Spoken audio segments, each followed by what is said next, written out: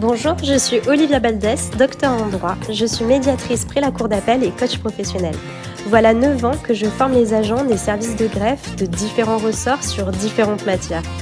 Mon vœu, c'est d'accompagner les agents de greffe dans leur évolution professionnelle. Alors si vous êtes à la recherche d'inspiration, de mouvement, de sens à donner à votre carrière, de motivation, vous êtes au bon endroit. Bonjour à tous. Le souhait ici était de partir des outils de la médiation pour voir comment ils peuvent s'intégrer dans le cadre du management des personnes, des agents qui vont avoir des fonctions d'encadrement. Le management d'équipe, c'est un défi très compliqué. Il va nécessiter une approche à la fois humaine et puis stratégique vers des objectifs. Face aux diverses personnalités et situations que peut rencontrer le manager, la médiation va venir offrir des outils puissants, précieux, pour venir faciliter la communication, résoudre les conflits s'il y en a, et puis renforcer dans tous les cas l'harmonie au sein du groupe, favorisée par cette communication plus fluide. Dans cette vidéo, je vous explique comment les outils de la médiation peuvent être mis au service du management d'équipe pour favoriser un environnement de travail sain et productif. Alors une méthode peut être suivie comme nous suivons, nous les médiateurs, une méthode dans le cadre des médiations. L'idée, surtout, c'est de ne pas en brûler, de ne pas aller trop vite, de ne pas vouloir aller trop vite vers l'étape des solutions, des réponses. Première étape, ça va être l'accueil. Le processus de médiation commence par un accueil bienveillant et structuré. De même, hein, dans le management, l'accueil est un point essentiel. Il doit être juste. Il s'agit de prendre le temps, déjà, en tant que manager, de s'écouter soi-même, avant, finalement, de pouvoir écouter les membres de son équipe. Dans quel état, moi, là, aujourd'hui, je vais mener mes entretiens individuels, je vais venir, traiter de telles problématiques avec tel agent. Dans quel état, moi, je suis? Et déjà prendre un temps pour, eh bien, apaiser, s'apaiser soi-même ou reporter l'entretien si, on n'est pas dans une perspective, d'alignement. Le lieu aussi et la disposition du mobilier peuvent fortement influencer l'atmosphère et les échanges. Alors, regardons tous ces éléments. Déjà, la bienveillance et la structure, effectivement, il nous faut un accueil, bienveillant et structuré. Ça signifie quoi? Ça signifie créer un espace où, chaque membre, de l'équipe, si jamais on va, sur une médiation de groupe ou du moins une réunion que on voudrait mener, au sein de l'équipe, il faut que chacun des membres de l'équipe puisse se sentir valorisé. Valorisé comment? Bah, écouté et compris. Cela implique, une attitude ouverte et une attitude sans jugement, empathique de la part du manager. Il doit être capable de mettre de côté ses préoccupations personnelles pour se concentrer pleinement sur les besoins et les préoccupations de son équipe. Alors, cette approche va venir favoriser un environnement de travail où les membres de l'équipe vont se sentir en sécurité pour exprimer leurs idées, leurs inquiétudes, et puis pour pouvoir faire des suggestions sans crainte de jugement ou finalement de répercussions qui pourraient être négatives. On l'a dit, hein, avant de pouvoir écouter efficacement les autres, il va être très important pour le manager de prendre le temps de s'écouter lui-même. Ça signifie d'être conscient de ses propres émotions, des préjugés, des réactions automatiques que nous avons, des petites bêtes noires, hein, que nous pouvons, avoir parce que nous nous connaissons, qui peuvent finalement influencer la manière dont on va percevoir l'autre ou interagir avec l'autre. Une telle introspection va permettre au manager de se présenter dans l'échange de manière, bah, plus équilibrée et objective et ça va permettre de faciliter une communication plus authentique et plus respectueuse. Le lieu, hein, on en a parlé, le lieu et la disposition du mobilier, dans l'espace, de médiation ou de travail jouent un rôle très important dans l'atmosphère des échanges. Si l'espace est accueillant, bien organisé et confortable, et bien évidemment, ça permet de contribuer à abaisser les barrières, communicationnelles et à encourager un dialogue ouvert. Par exemple, une disposition, circulaire ou en U des sièges peut favoriser une sensation, d'égalité et de participation, contrairement à une disposition où le manager est positionné de manière, à dominer l'espace. Essayez peut-être de parler à quelqu'un lorsque vous êtes derrière votre bureau, comme à chaque fois, et lorsque vous êtes peut-être vous avez disposé peut-être les sièges de manière différente au sein du bureau pour qu'il y ait un certain équilibre et un certain échange, qui pourrait être plus libre et ouvert. La deuxième étape, ça c'était l'étape, de l'accueil. La deuxième étape, ça va être l'étape du quoi. L'idée ici est de se poser la question: «De quoi allons-nous parler?»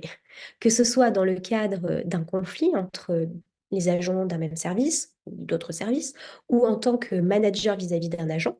Très vite, les parties, chacune des personnes, aura un sujet qui lui est important et on pourra rapidement se rendre compte qu'il ne s'agit parfois pas tout à fait de la même chose d'ailleurs. À cette étape, les personnes, si elles sont en conflit en tout cas, elles sont en feu. Elles ont besoin de parler et elles n'écoutent pas l'autre. Donc il est important qu'elles expriment leurs émotions. Dans le cadre de la médiation, comme finalement dans celui du management, la gestion de l'émotionnel va venir occuper une place, centrale. L'objectif, ça va être de créer un environnement où les émotions peuvent être exprimées librement et de manière constructive. Il n'est pas question qu'elles, soient exprimées n'importe comment. C'est là où le manager ou le médiateur va être maître du cadre. Ça va permettre, d'identifier et de prioriser les véritables enjeux qui sont sous-jacents parfois.